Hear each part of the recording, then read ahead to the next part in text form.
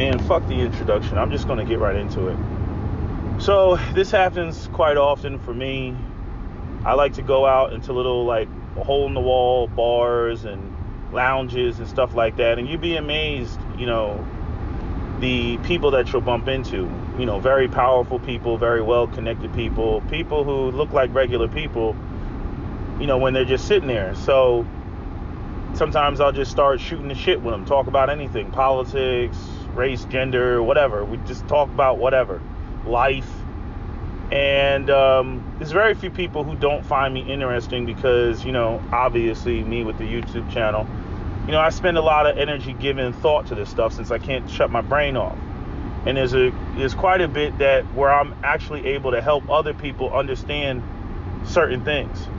Like I remember I was talking to this guy that was in, he was in trading. He was a stockbroker or whatever, and he was trying to teach people how to do what he does. And I had to point out, and the guy was black, and I had to point out to him that, a lot of black people come from religious backgrounds, and by the time that they're done with the church, when they link up with you, they want to make money now, like today, and they don't have the patience because, again, they have shifted from magical thinking and still carry a lot of that magical thinking with them. But, that's where they get caught up in the, I'll teach you how to make, $1,000, in a day or something like that, or $10,000 in a day, some stupid, ridiculous, shit. And you see that all over, all these gurus and stuff like that. And people fall for that.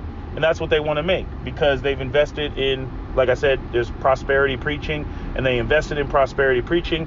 Again, magical thinking. If I do this, then the outcome will be that, right? My thoughts will result in actions. The universe will adjust itself because I've oriented myself the right way. And I mean, technically speaking, going to church and all that is an action, but it is a very weak action for the type of actions that people want. I mean, it's virtually a non-existent action. It's not action. But you'll have people who they try to act like it is action, and it's not action. It's not action at all. But anyway, by the time they get out of that, they want to make money, today. They want to make money, yesterday. So, I explained that to one guy, and he was like, man, I appreciate, illuminating, this dark spot that I had on why, I struggle to get people to understand, like, you're not going to make money tomorrow. Like, you got to learn to trade. You got to learn to how to do this. And you're going to make mistakes before you really start generating some serious money. Right? So, anyway, I was talking to this guy. He ended up being well connected. He invited me out. So I went out, a second night. And, cigar lounge type of shit, guys bullshitting, blah, blah, blah. What do you do? Oh, I'm interested in what you do, da, da, da, da. He like, I don't know. We were picking each other's brain the first night. I guess he felt I was interesting enough, inviting me out. And so, like, once again, I find myself in these circles of very, powerful people. I don't say powerful, but, small business owners, people who don't work for other people. It's very interesting sitting there listening to people who don't work for other people and how they view people who work for them. So one of the guys was bitching about the type of, we were talking about the economy. We were talking about, me, I'm salivating at this conversation because I'm like, oh, I want to see how these guys, what they got to say. If I say this, I want to see their response, right? So we're talking about, the economy, jobs, how you can't like just walk into a plant and get full medical and dental and manufacturing and wages and everything else like that. And then they talked about business and being competitive and all that. Okay, all that's good, right? So we get down to the employees, and one of the guys had an issue. And this isn't the first time I've heard this. One of the guys had an issue with the fact that you have employees that run around with green hair and tattoos and all the shit that he really doesn't want in his business, but he can't get anybody to work for him at his business that doesn't have any of that bullshit. He's like, it's just these are the people that apply for my job. Back in my mind, I'm sitting there, yeah, motherfucker, because you don't pay people enough. That's why. You got to pay for class. And again, nobody wants to pay, right? So he wants somehow the like people that are going to look like, they work at some 5-star hotel working for his little old bullshit ass type of, job. I don't know what he's paying. It had to be less than $15 an hour, and he thinks that he's going to get quality people. And so after that conversation, I was sitting around pontificating. And I even called Cap up and we had a little discussion about it. But I was introducing him to basically everything I just introduced you to. And he agreed, and then he added some on top of it. But what I was noticing, like what I picked up on is, and it goes back to that Warlock in the Time Machine, the 2000 movie, The Time Machine. That's their role here.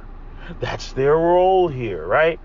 It reminds me of that scene, when he was explaining, the part of the movie where the villain explains their master plan, right? And he was like, that's their role here, and we evolved our cerebral cortex and all that shit, right? And that's kind of how these businessmen look at the world. Like everybody else is just like a peasant and that should just work for them and basically to be exploited. But here's the thing, right?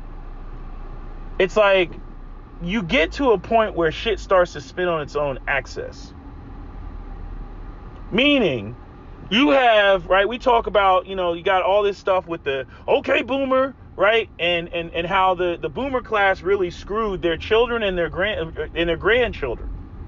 And now you have a situation, I mean, just look around, man. Look how many people that you see out here that have shitty ass 9-to-5 jobs, doesn't really pay shit. Whether they go to work or don't go to work, they're still going to be in poverty, right? Everybody just wants to jump up and throw up personal responsibility and blame them and whatnot. But I'm saying, look at it from a mastermind standpoint. Look at it from the architect of society standpoint, right? The oligarchy standpoint, right? And look at what a lot of these people are demanding, right? So you got the muhaha oligarchy at the top, and then you got like everybody in the middle.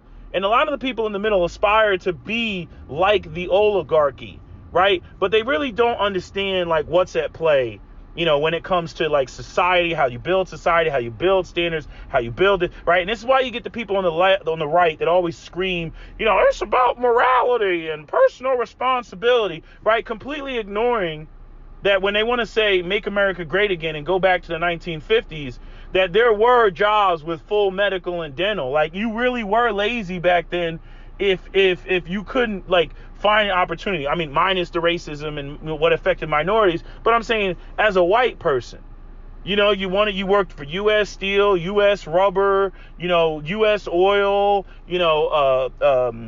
freaking the auto industry, General Motors, Ford, companies that don't even exist anymore, like Studebaker and shit like that. There were jobs, right? America was making everything. The whole rest of the world was bombed to hell after World War II. So there was at least a decade or more of opportunities like that. And then shit started to decline with deindustrialization in the 70s. But I'm saying, right, a man could get married, have a stay-at-home wife, buy a home, right? White people with all those glorious FHA loans that black people were denied, buy a home for $10,000. It appreciates, over the next 30 years. They retire, die, possibly take out equity of the home to send their kids to college, whatever, right? Start a small business. They could do that. That's gone. That's gone. Even for today's young white people, that's gone. Like if they don't already come from the upper middle class, all that shit is gone. They really don't have any access to that sort of stuff, right? And so you have like these what do you want to call it? These, fumes of the really, the strong system of white supremacy. And not say white supremacy doesn't still exist. It just doesn't benefit as many white people as it used to, if you get what I'm saying. Because the people that the guy was talking about that he was trying to get to work for him, were white and, it's majority white people, and they're all, and I see them in the area that I'm at. A lot of people who look like they could have been on drugs. Like you want to drug test them, right? Multicolored hair, tattoos all over the place. And he was really like expressing the fact that he's upset that, he can't find decent people. I'm like, you're not paying enough. But it goes beyond not paying enough. again, let's look at it from the societal standpoint, right? The bullshit, or what people would consider bullshit, like, is spinning on its own axis. Like, in other words, you could get people, like, one of the things that Cap, where he put in his input, he was like, it's like when you have a battle between unions and corporations. The corporation's like, well, how long can we go without producing anything? And the employees are like, it's like, well, how long can we last without eating? How long can we starve? Right? And it goes back to that movie Boiler Room, which is another example that Cap, reminded me of. And it was a scene not Boiler Room, The Firm. And it's a scene, it's one of Tom Cruise's early movies. And in the movie, Tom Cruise was a part of this, it was a big Ponzi scheme or whatever. I don't know. I forget what the company in the movie was. But basically, it was the same thing concept as Boiler Room. You bring a young guy in, and in Boiler Room, they didn't want them to pass the Series 7s, but you bring a young guy in, you get him to get married early, you expose him to the good life, you wait till he has some kids, you sending his kids to private school, he's got this probably gold-digging wife that he couldn't have got if he didn't have that type of money. She's beautiful, all that shit. He's living the dream. He's living the American dream, killing it, making money. And then you drop the bomb on him. All this is fake. All this is a Ponzi scheme. Yeah, we're stealing money. Yeah, we're really crooks. We're corporate crooks. You're dropping on him after he's built that lifestyle. And see, back in like the 50s and shit, when you want to talk about negotiations and unions and stuff, and corporations want you to act, behave, and look a certain way. Yeah, they had leverage back then because you had men that actually had some shit to lose. I'm going to lose my house. I'm going to lose this. I'm going to lose the lifestyle. My wife is going to leave me. I got to support my kids. You got young men. They're not even getting married now. So it's like, again, if your little bullshit job, if I work it, I'm in poverty. If I don't work it, I'm in poverty. You're not changing my life. And again, none of these people that run this is a microcosm of the macrocosm. The small business owners think the same way as the big corporate business owners, right? And they want better people. But see, you have a society that is in decline to where the type of standards that they, claim that they want, they're not from that population. Not after you've sacked the economy, not after you've, sacked, communities and families and shit, which is, again, where black people are canaries in the coal mine. It's already happened to black people. You see? And so you end up with now, like, you have generations of people that now they're used to poverty. You know what I'm saying? Like, the carrot is gone. You know what I mean? The milk and honey is gone. You can't even dangle that over people's head anymore because, again, the wages don't even support that. Like, you can't do anything with $8 an hour. You can't do shit with that. You know what I mean? So a guy's not thinking, oh man, if I don't work, I'm not going to be able to buy a home, start a family, Like, you don't even have people thinking like that anymore. You know what I mean? They're just operating in their meager existence, which is why they go off and do the multicolored hair and the tattoos and everything, because it ain't going to get any better than this.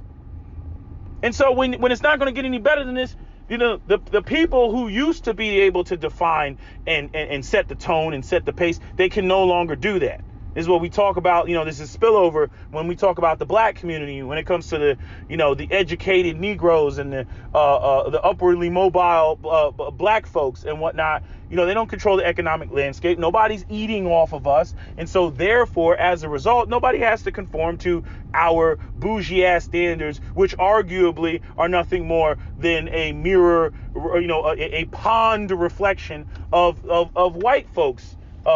Standards that they establish, since they're the dominant members of society, you see.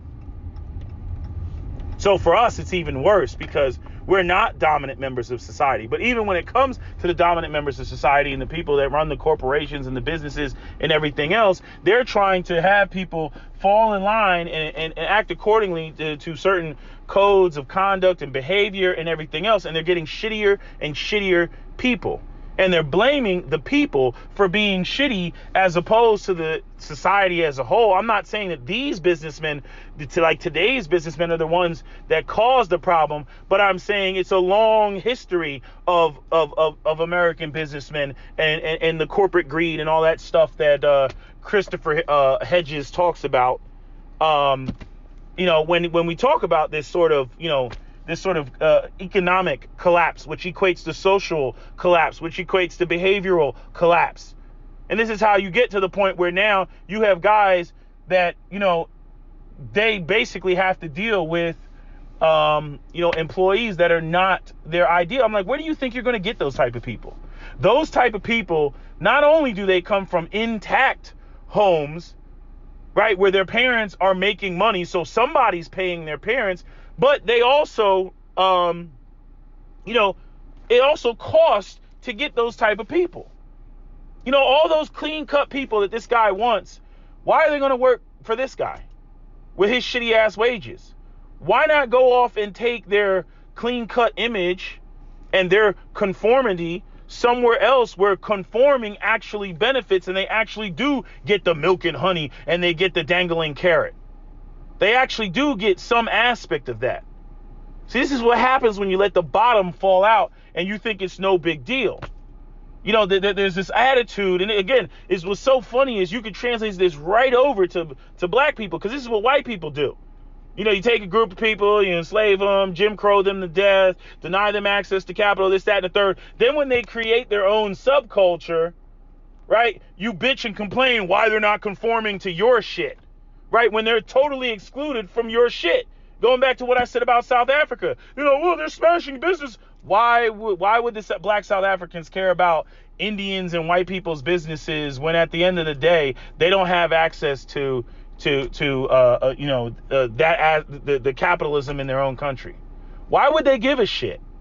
It doesn't affect them. You know what I'm saying? Why would they give a shit about whether you're making money?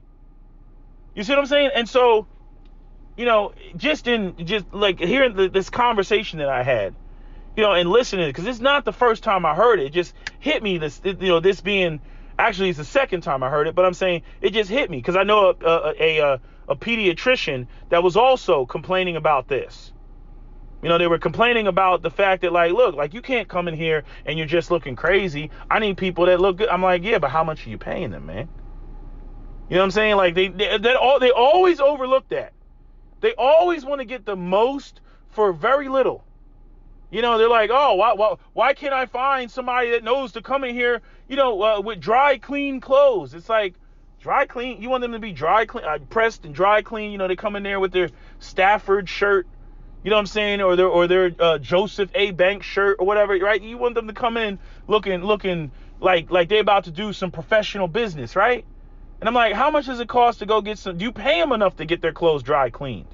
You know what I'm saying? Like you get these people that they want people that can't even remotely do what they want them to do because they're not paying them enough to really sustain a living. I mean, literally, it's like these people want you to live in a shoebox somewhere, get up every day, put a smile on your face, go and work some shitty bullshit ass job. And that barely pays you enough to freaking eat, let alone catch the bus to get to work, and that you should be thanking your lucky stars that they allow you to basically merely exist.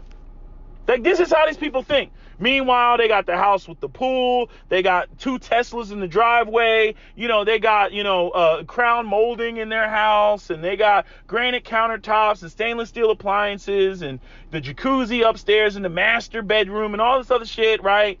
And their wife is staying at home with the kids and all that. And they expect that there just to be this army of robots, that are going to, work these shitty ass jobs. And again, you look at it, I'm telling you, they don't want to pay people. They don't care about whether the society collapses and why it's not looking like the 50s anymore. You know what I mean? Like, the conservatives on the right crack me up with this shit.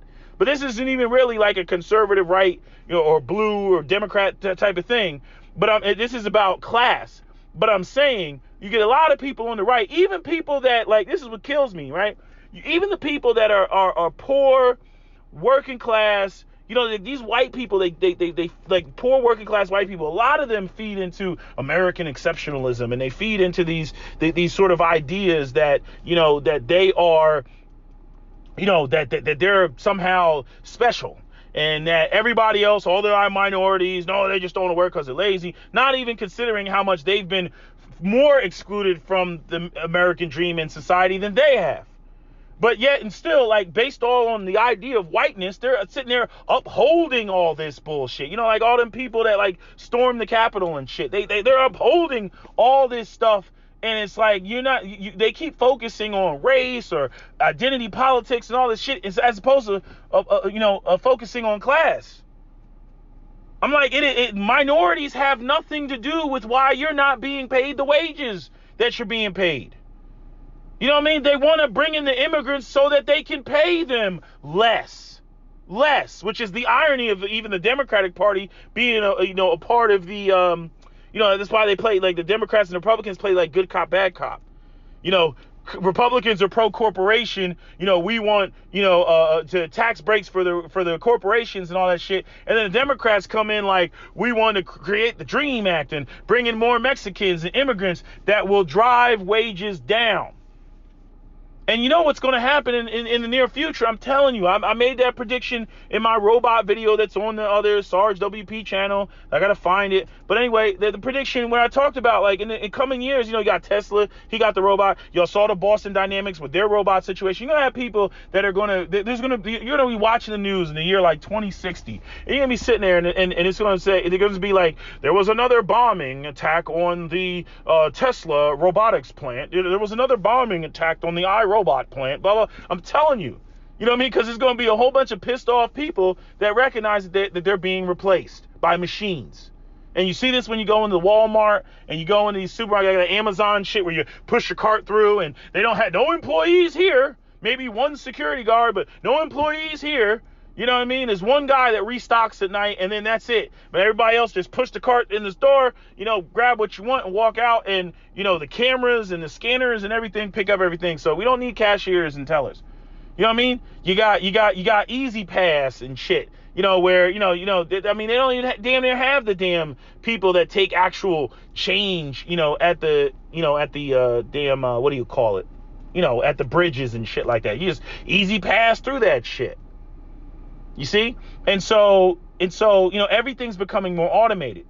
And so what happens to the 80% of people, like Jordan Peterson, he has a video talking about, what do you do with I think it was like 15% of society, that has an IQ below a certain level. Like, I'm like, this conversation isn't even about people with low IQs. This conversation is about people who are essentially, outside the rungs of the middle class. But once you take that population and then you throw in the people that have low IQs and stuff like that, like, now you're really in for a shit show.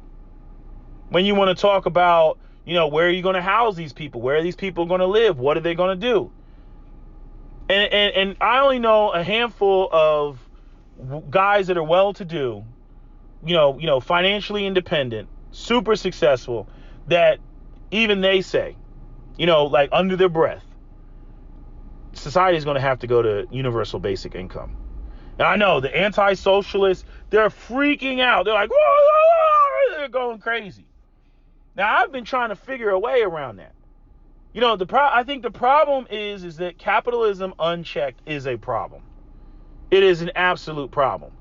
And what you get when capitalism does go completely unchecked, you start seeing how the social norms, the behaviors and all that of society start to crumble. And now that's already happened in the black community. I mean, it's already happened. We're an inconvenient population. We were brought here to be slave labor. White people, they should have sent black people back to Africa, but they didn't want to do that, right? So now they got to deal with reparations for slavery. Now they got to deal with crime and poverty and the narco economy and all that other shit, right? But they don't know enough about history to really recognize, like, what would actually need to be done in order to turn it around, which would take an investment of resources that they don't want to invest. Again, nobody wants to pay. You see? Everybody's running around trying to get something for nothing. And the number one people who don't ever get called out on that are the businesses and the corporations. You know, I mean, you really want to talk about a group of people that want something for nothing. Talk about corporate America. Oh, they really want something for nothing. Literally nothing. You know, and or arguably significantly less, if I'm not going to be that extreme. Because I'm like, where do you think these people are going to conform to your norms and your standards and your expectations when you're not paying anything? Like there becomes a point of like diminishing like returns, like diminishing, you know, the law of diminishing returns. I mean, you could apply that to everything, you know. It's like you know, I go out and I buy you know, firearms and stuff like that, and there just becomes a point where it's like, you know, it's just like the law of diminishing returns. Like when you get beyond a certain price point for, let's say, a handgun, you know, I'm like, does it go bang? Is it reliable? Okay, that's all I need. You know what I'm saying? I don't need, a pistol, you know, that costs, you know, $1,300. I don't need that for concealed carry. It's the law of diminishing. What am I really getting out of that? You know, maybe the name brand Wilson Combat or something like that. Maybe the, you know, the trigger breaks like glass. You know, there might be some marginal things, but I'm sure I can get a gun that costs $800 with a trigger that break like glass. I don't need to go all the way to $1,300. It doesn't need to be engraved, right?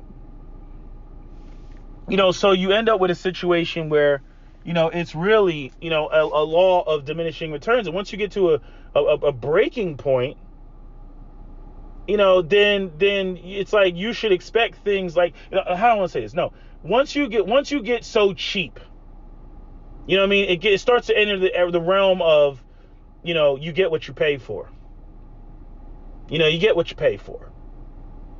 And for some reason, people don't comprehend that when it comes to work. The knee-jerk reaction is to basically say these people are lazy, these people are dysfunctional, these people are this, that, and the third. Start name calling. You know, they lack morals, they lack principles, they lack a hard work ethic, and all that other stuff. And I'm like, where can a high school graduate go and get a job and get, with no training, he'll get training on the job, you know, get full medical and dental and a pension, and be able to retire, you know, for, you know, when he's 65, and then have his wife be covered in the event that he passes before she does. Like, where does that even exist?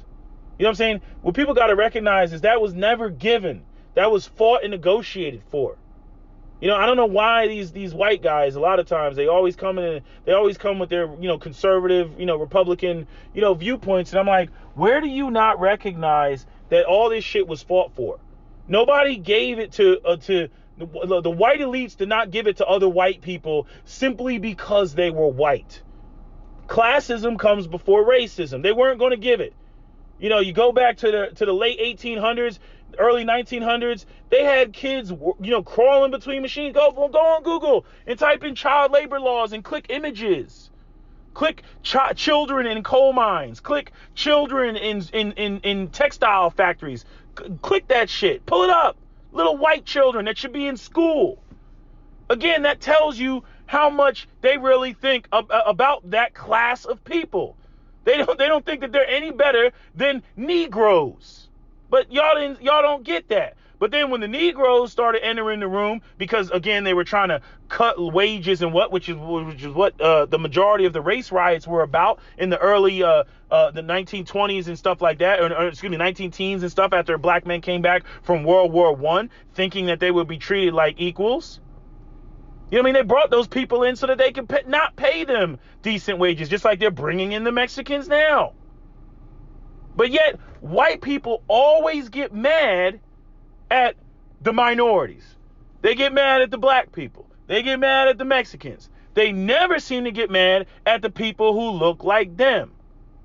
And that's probably because the people who look like them are always smart enough to do their whole divide and conquer. Oh, we got to keep the white, even though we're trying to keep white people down and we're trying to keep them at the bottom, we got to keep them slightly above, you know, all these other minority groups because of their sense of entitlement. You know, and that's why you'll see a lot of white people, a lot of these working class, never went to school, never got an education, white people, mad, freaking out.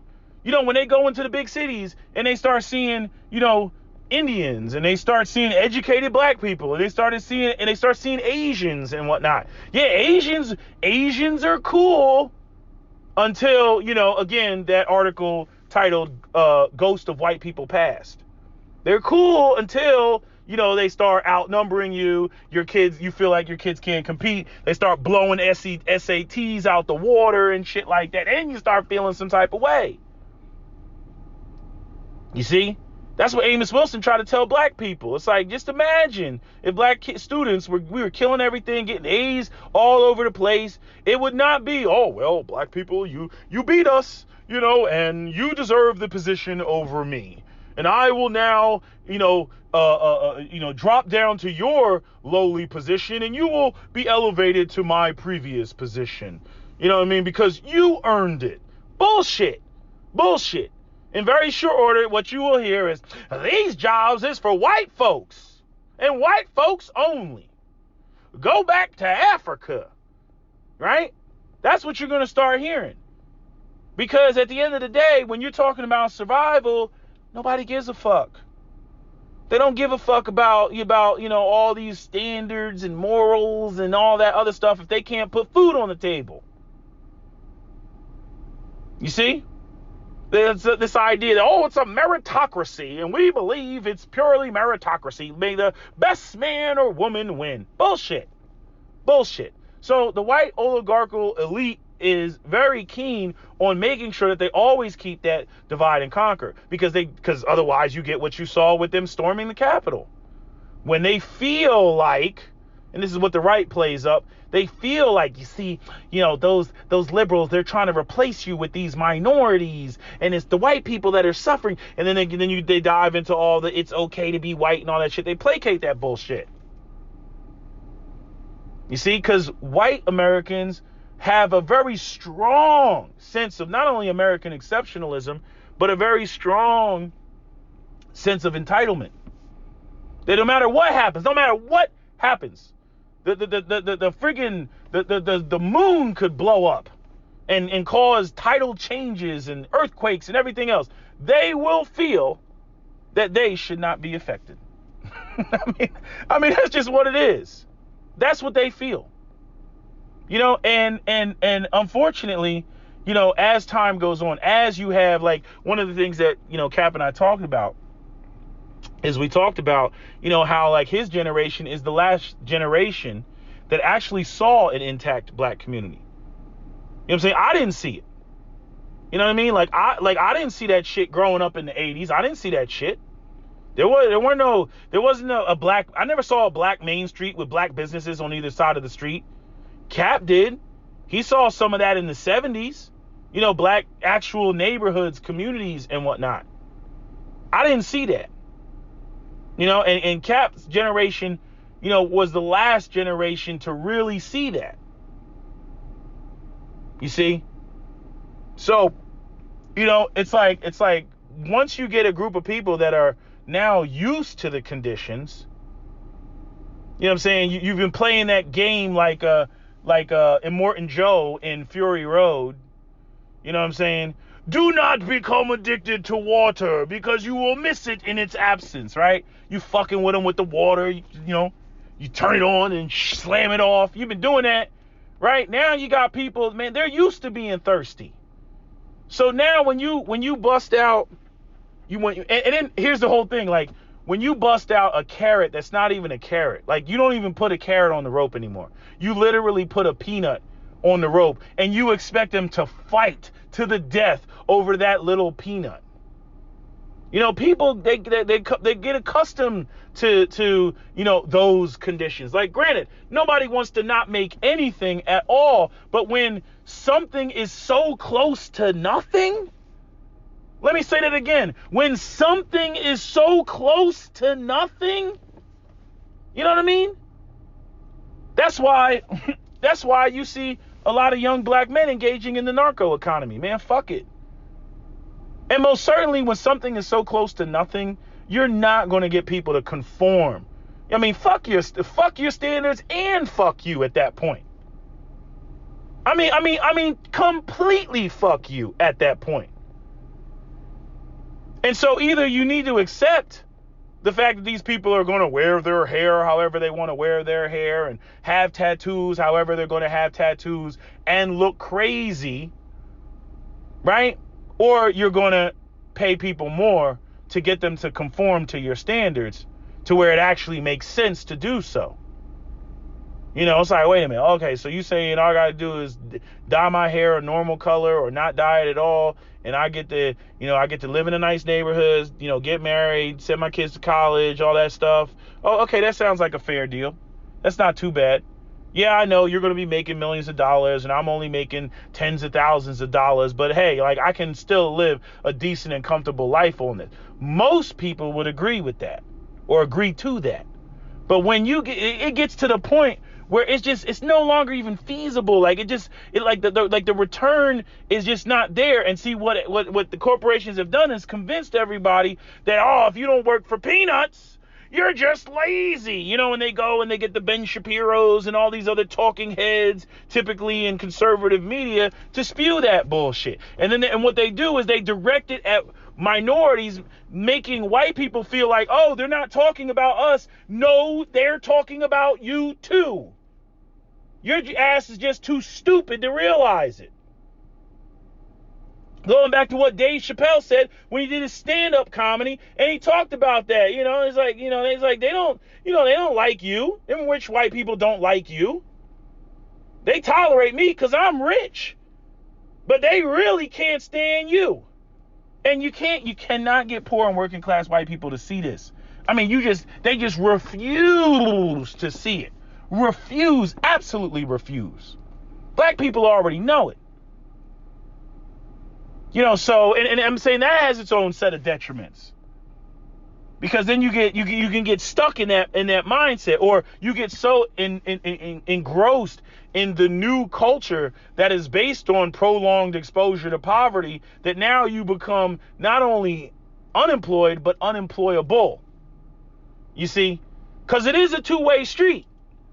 The whole aspect of, you know, corporations, you know, okay, you help us produce these goods and we meet our quarterly, you know, earnings and all that other stuff, and then, you know, we, you know, share it with the employees. That's what makes a good company. But when you go and you get it to the point where, like, you have employees working for you that are in poverty and you're just standing there cracking the whip, I don't know how you expect to have a safe and secure and decent community and have these morals and whatnot when you don't have fathers in the home, or fathers are hitting the bottle, or mom and dad are on drugs, or they're getting caught up in the legal system and whatnot, and the kids are just kind of aloof and out there. I'm like, you're asking to be knocked over the head and robbed and all that shit. They got this situation with these young kids in Philadelphia that were riding around with bikes, and, you know, they beat up this white guy. They were throwing eggs at his car. He got out the car, and then obviously he felt he was going to do something, but didn't realize he was outnumbered. And, you know, they you know, beat him up, and then, you know, the one guy stomped him in the head, and that's most likely what put him in his coma that he's currently in. You know, and it's like, again, like, the white people, they only see the racial aspect of that. They don't see the economic aspect of that. You know, and it's like, you know, sometimes I just wish you had some white kids, you know, that were doing that so that they could really see it. Like, I don't know if y'all remember those white kids that were throwing rocks over the overpass and killed that man because they were throwing rocks. It was like 5 of them. You know, they were throwing rocks on over the overpass, and they killed the guy because they were just fucking around. You know, but it's always seen as some racial shit when the black kids do it. But I'm saying, if we dove deeper and we looked at all those households of those black kids, it's probably, you know, broken homes, not much of a support system, in poverty. You know what I'm saying? I'm very familiar with Christian Street. So, you know, I'm like, oh yeah, Philadelphia is not the safest, best area with the best schools and the best education, and it's not. I mean, that's the reality. And again, this affects everybody. It doesn't matter what their racial group or whatever it is. It affects everybody. It's just black people have been pointed to as being the scapegoats because we were the canaries in the coal mine. We were the ones that were first and affected by all this, by the economic declines. The white people, they're starting to feel it. Hence all the, we must storm the Capitol, right? Even though, they have all their other various reasons, but it's all tied together. All their concepts and ideas of patriotism and, being able to make a living and all that shit is tied together, and it's put in this clusterfuck of a bag called, whiteness, what it is to be a white American. And they think it's just like their whole way of thinking about that is wrong. And it's one of the reasons why you can't have a conversation with them about, how the system actually works. And especially be it the fact that the system is controlled by people who look like them. It's the same way that you can't talk to a feminist. You know what I mean? Feminists are out here, yeah, women, we want more, and this, that, and the third, and da-da-da-da-da. And they think, all that is great at the expense of boys until they get to the point where they're like, I can't find a man on my level, and why are men failing, and I can't find any man that makes more. I only want to date up and everything else like that. I'm like, well, if you only wanted to date up, then, you would think that you would understand why it's important to make sure that boys excel. And so, they just ignore that.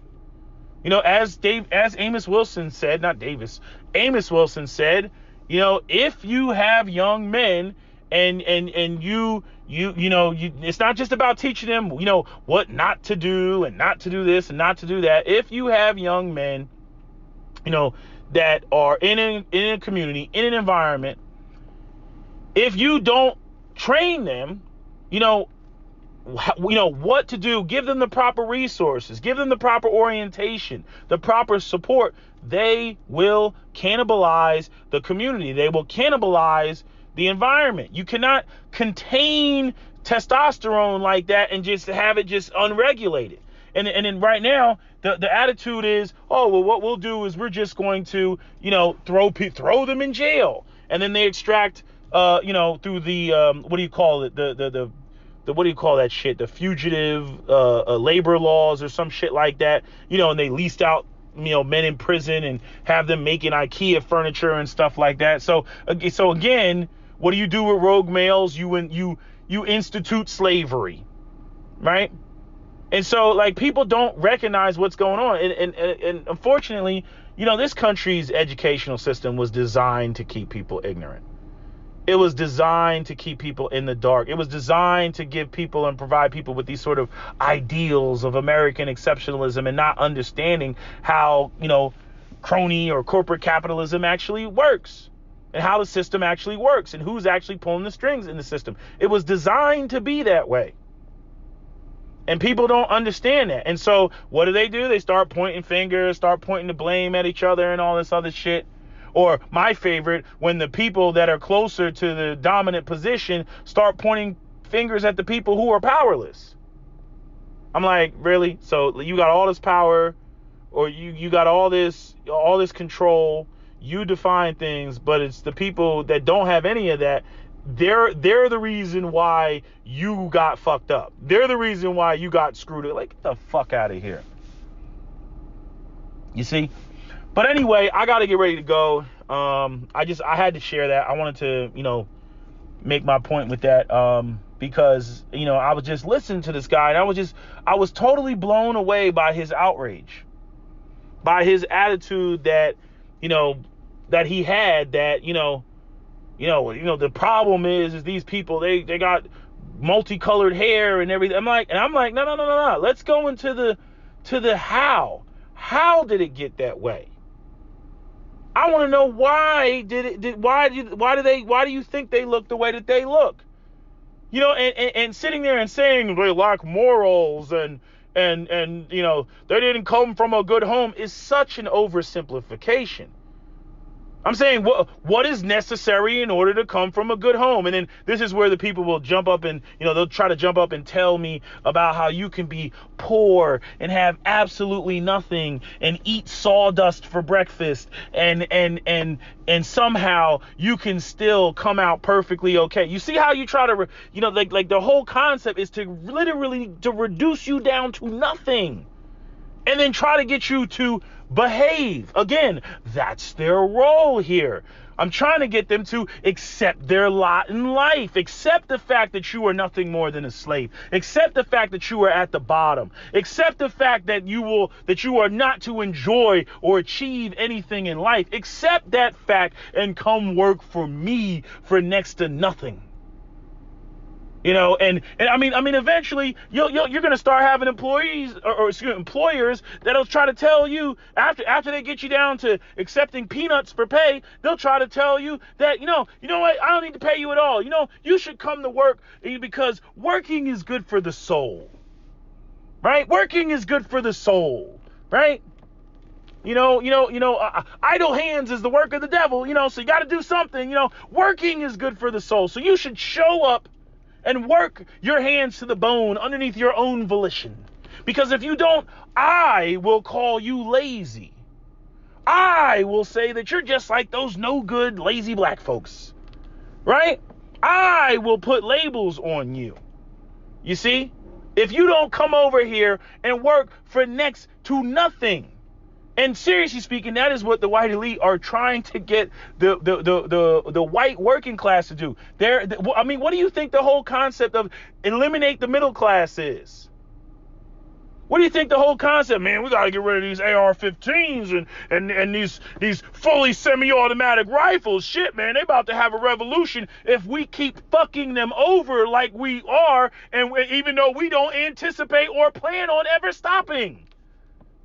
Oh, we got to get rid of these guns, man. They're about to have a revolution. You know what I'm saying? That Capitol shit, that was just a taste. You know what the real problem with the Capitol riots were?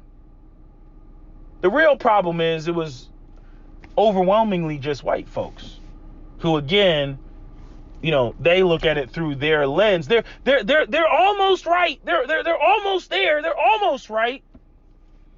But again, it's still, wrapped in that American flag of whiteness, as opposed to it really being, nah, we got to get everybody on board because, the way things are going, they're really screwing us all over. It's not a matter of, oh, we got to go in there because our president, Donald Trump, is not president anymore. It's not even a matter of that. It's not a matter of the Republican, of the blue and all this other shit. No, people need to start looking at shit for what it is. It's about class. And they keep going up there, and, again, it's the easiest thing, divide and conquer. Oh, let's play the race card again. Oh, throw the race card up there. Yeah, let's play the race card up there. And yes, America has a long history of institutionalized racism against black people. But what white people need to pay attention to is that it's about class. And they constantly overlook that fact. I'm like, many of y'all don't want to believe it, but many of you all are in the same exact boat as black people. You know what I mean? But they're hell-bent. All these media machines are hell-bent on convincing poor, working class, have nothing in their bank account white people that somehow, they're still ahead of the Negroes. They're still levitating above them and whatnot. Black people already didn't have anything, but I'm saying if you look at the white middle class and you look at like what they had and what they've lost, I'm pretty sure it's a pretty significant dip. The financial crisis, 2008, these guys coming down with golden parachutes and shit. And then you got the COVID and all that, and then the rich getting richer, buying shit up left and right. The people who are really losing are the people that, again, didn't have the disposable income to buy anything. And there's a lot of white people out here. They may be working class, but they don't have disposable income like that. They're living paycheck to paycheck.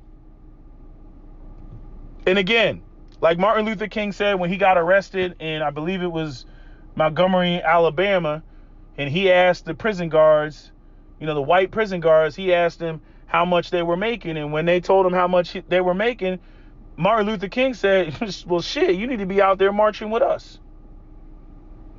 And again, as I've said numerous times before, Martin Luther King wasn't assassinated because of his integrationist conversation. Martin Luther King was assassinated because he started to shift his conversation over to poverty. And he started shifting his conversation to economic inequality. That's why his ass was taken out. You start talking about the money. Oh, no, nigga, you got to go. You want to talk all that kumbaya, hold hands, go be able to go to a bar and have a drink with another race. Oh, yeah, we'll tolerate that. Oh, yeah, we'll tolerate that. But when you start talking about money and power and guns, oh, no. Oh, you want to talk about Jesus? Oh, you can have all the Jesus you want. You can drown in Jesus for all we care. But you start talking about money, you start talking about firepower, oh no, we got to shut that shit down. And that's what people, they need to wake up to. Don't be surprised if the feds are watching after I make this video. They probably already watching. That's why my channel is shadow banned. Can't go up here talking this shit. It's too much truth. Anyway, that's all I got to say. That's my video. SWP out.